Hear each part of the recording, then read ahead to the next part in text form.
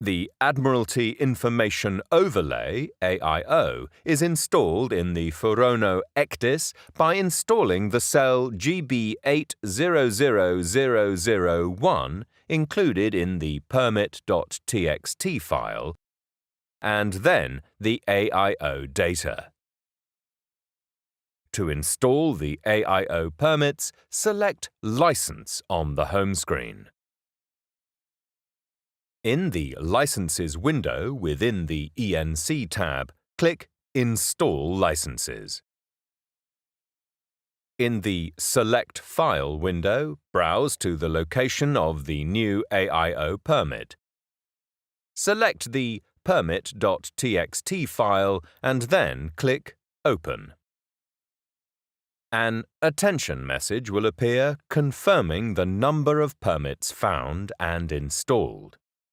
Click OK to continue. The AIO permit will now appear in the licenses list.